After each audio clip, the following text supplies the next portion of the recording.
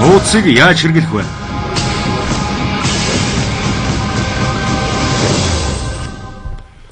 Энэ тохиолдолд тэд юу хийж чадах вэ? Орчлон ертөнц юу хийдэг вэ гэж олон хүн надаас асуудаг юм. Энэ тухай тодорхой ярьж өгье. Халадны болон тэрний шийдтийн лүг зүйрлэн авч үзье л дээ. Энэ үлгэрийг бүгд л мэддэг баг.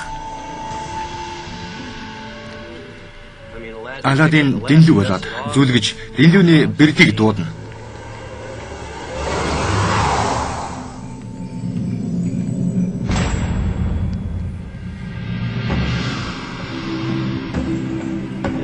Бэрд үргэлжил нэг зүйлийг хэлдэг. Таны тааллаар болог. Бэрд 3 хүсэл биелүүлнэ гэж хэлдгийг бид мэдж байгаа. Гэхдээ бүр эртний зохиолуудыг эргэлзэх үл Бэрд хэдэн чамаагүй хүсэл биелүүлдэг л байсан. Энэ тухай сайн бодоорой. Одоо бүгдээрээ энэ зүйлийг тантай болон таны амьдралтай жишж үзье. Хүслээ асуудаг хүн болон Аладдин буюу та. Хүслэгч нь биелүүлдэг орчлон ертөнц буюу агуу Бэрд. Түүх дамгуудад өөр нэрээр дурддаг юм л да. Ариун сахиусан тэнгэр, дээд бие гээд бид олон жишээ татж болно. Танд аль илүү таархаг нь өөрөө сонго. Ингээд бүх соёлд биднээс агуу хүчтэй зүйл байдаг тухай дурддаг. Таны тааллаар болог. Бүтээлч үйл ажиллагаа ингээд эхэлнэ.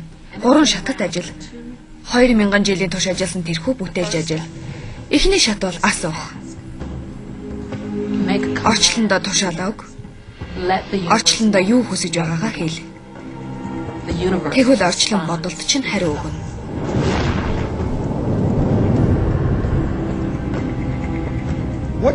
Та үнэндээ яг юу хүсдэг вэ? Тухтайхан суугаад цаасан дээр бүгд энэ бич. Одоо загдвч.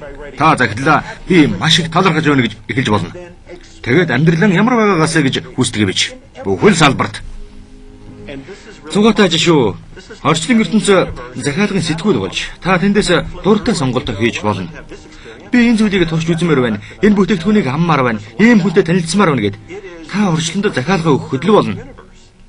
Амархан байгаа юм зү. 2 дугаар шат бол итгэл. Бүх юм таних болчихсон гэж итэг. Би энийг бат итгэл гэж нэрлэх дуртай. Үл үзэгдэх юмд итгэх.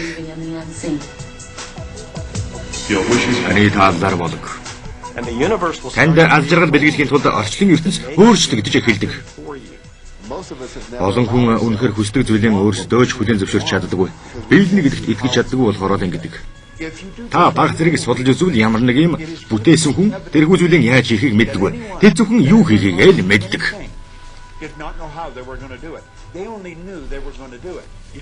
Таны хүссэн зүйл чинь танд яаж орж ирэхийг та мэдэх албагүй. Орчлон таны төлөө яаж өөрчлөгдөхийг та мэдэх албагүй. Та яаж гэдгийг нь мэдэхгүй ч хүсэл биелнэ. Арга зам нь өөрөө л гараад ирнэ. Хүссэн зүйл нь биелэхгүй болохоор бид их ихтэй хясаж, сэтгэлээр унаж эхэлдэг. Тэгээд эргэлзэж эхэлдэг юм. Эргэлзээ үүсвэл сэтгэл гутрал үүсэх нь ойлгомжтой. Ийм мэдрэмж орж ирэнгүүт боломж олгодоггүй бат итгэлээр өөрчлөөрэй. Хүссэн зүйл минь ойрхон байгааг би мэдэж байна. Би мэдэрч байна. Хамгийн сүүлчийн 3 дугаар шат бол хүлээж авах.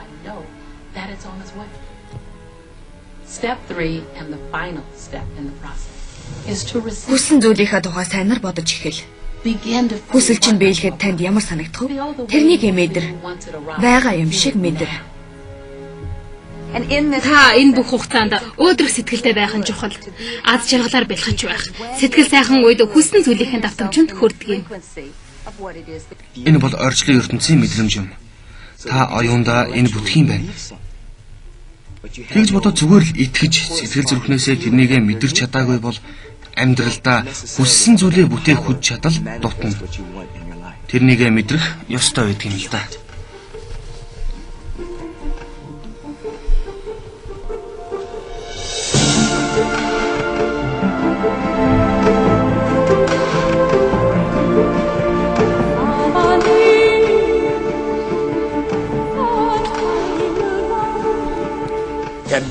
Хүссэн зүйлээ бодит зүйл болгосон цагт та илүү том мөрөөдлүүдэд биелүүлэх чадвартай болж байгаа юм.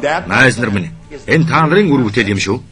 Тал хүчний хуулийг судалж хадгалж явах гэдэг нь та хүссэн зүйлээ яг одоо болсон юм шиг мэдрэхэд юу хийх хэрэгтэйг олоход туслах арга зам юм л да. Хүссэн машинаа туршиж, амж үз, хүссэн гэртээ тавих зүйлсээ ав. Тэр гэрт орж үз. Одоо байгаа юм шиг мэдрэхэд туслах бүхнийг хийж үз. Тэгээд энэ мэдрэмжээ марталгүй санаж өг. Та хүсэлтэн ойрдох бүхнийг хийсээр хүслээ биелэхэд туслана. Нэг л өдөр та сэрхэд хүсэлж нь биелсэн байна. Эсвэл та хүслээ биелүүлэхэд тусуулах ямар нэгэн санаа бодож олж болох юм. Тэгвэл илүү хэлбэр шүү дээ.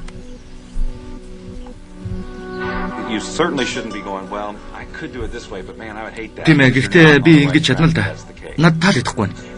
Тэгвэл буруу замаар явж байна гэсэн үг л дээ. Энийг зогсоо. Заримдаа та чармаалт гарах хэрэгтэй болно. Орчлон ертөнцөөс илгээсэн таны хүслийг биелүүлэхэд туслах боломж мөн бол таны сонгоод баяр хөөргийг л дагуулах ёстой. Та ирж хүчийг мэдэрч орчлон ертөнц хөдөлгөөнд дуртай. Битгий хойшлол. Хоёр дахь боломжийг битгий хүлээ. Битгий хэрэгэлс. Боломж чинь энд байвал, түлхэц байвал, зөв мэдрэмж чинь дотроос нь энэ яг мөн гэж хэлж байвал тэгвэл та хөдөл. Таны ажил энэ. Тиймээс эмхэн юм шаардлагатай. Та хэрэгтэй бүхнээ өөртөө татдаг болно. Та хэрэгтэй мөнгөө татж чадна. Хэрэгтэй хүмүүсийг татж чадна. Хэрэгтэй ном бол та татж чадна. Өөр чинь татагдсан бүхнийг сайтар хар. Та хүссэн зүйлийн төсөөлөн бодоход тэрхүү зүйлүүдэд та өөрөө татагдж тэд танд татагдана. Хамгийн чухал нь бодит байдал тантай хамт танаар дамжин биелдэг. Хууль ингэж л үйлчилдэг.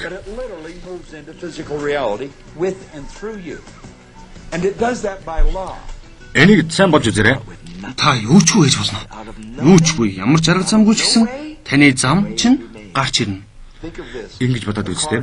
Шүн дунд машин явж байна. Ур талын гэрэл ойрын 3-аас 5 метрийг л гэрэлтүүлж байгаа. Ийм байдлаар та Калифорниас Нью-Йорк хүрнэ. Урдха муухан харж харанхуй дундаа машины барин явна. Амьдрал ингэж бидэнд баг багаар нээгддэг. Ингэж явсны дараа дараагийн 3 метрийг нэ. Дараагийн 3 метрийг ч бас нэ гэж та итгэж чадвал таны амьдрал нэгдсээр л байх болно. Энд таны үнэхээр хүсэж байгаа зүйл чинь хүргэнэ. Шин сэтгэлээсээ хүссэн зүйл рүү чинь. Итгэлдэх хүрх анхны алхмаа хий. Та шатыг бүхлээр нь харах шаардлагагүй. Анхны алхмаа л хийж. Мартин Лютер Кинг. Хүмүүсийн асуудалтай нэг асуулт бол хэр удах вэ? Хүссэн машинаа авахд хугацаанд ороход мөнгөтэй болоход гээд юу ч байсан хэр удах вэ гэж асуудаг. 30 минут, 3 өдөр, 30 өдөр болно. Тэгж бичснээр заавар над байхгүй л дээ. Орчлонтой харьцаж байгаа танаас бүх юм л шалтгаалах байх гэж бодож байна. Танаас л бүх зүйл шалтгаална. Орчлын ертөнцийн хэмжээг тоохгүй. Шинжлэх ухааны төвчнөр яриавал орчлонд бэрхшээл гардаггүй. Бидний хувьд агуу том эсвэл жижигхэн санагдсан чамаагүй. Орчлон бүх юмаа чармаалт гаргалгүй хийдэг. Өвс ногоос хадгүй ургадаг. Ямар чармаалт гаргадаггүй. Агуу бүтцтэй. Энэ бүхэн толгойд болж байгаа зүйл юм л да. Бид энэ шийцүү юм удах юм байна. Эсвэл энэ амарх юм нэг цаг л болно гэж өөрсдөө тодорхойлдог. Энэ бол бидний тогтоож байгаа дүрмүүд. Орчлын ертөнцийн хувьд ямар ч дүрм байдгүй. Таг одоо ийм юмтай болно гэсэн мэдрэмжээ илгээхэд хариу өгнө. Зарим хүн жижигхэн зүйлийг амархан хийдэг гэж боддог. Тэгвэл жижиг зүйлээс эхлэе. Хай кофе ч юм уу? Хай кофетэй болохыг хүсээд үзтээ. Тэгж болно шүү дээ. Удаан хугацааны турш яриаггүй найзынхаа дүрийг бодоод үз. Тэгэхэд л гэнэт хэн нэгэн тэр найз чинь тухай тантай ярьж эхэлнэ. Эсвэл тэр найз чинь тань руу ярьж, эсвэл та тэрнээс захидал авч магадгүй. Хүмүүс надаас машинаа тавьчих зогсоол яаж олж чаддгийг байнга асуудаг. Нууцыг ойлгосон цагаас эхлээд би энийг арга хэрэгэлдэг болсон. Би машинаа хүссэн газартаа тавьж байна гэж төсөөлж эхэлсэн. Ингээд 95% нь би машинаа хүссэн газартаа тавьж, харин үлдсэн 5% нь би зогсоол чөлөөлөгдөхийг ганц 2 минут хүлээгдэл болоод явчихдаг. Энэ бол миний өргөлж хэрэгэлдэг арга байгаа юм да.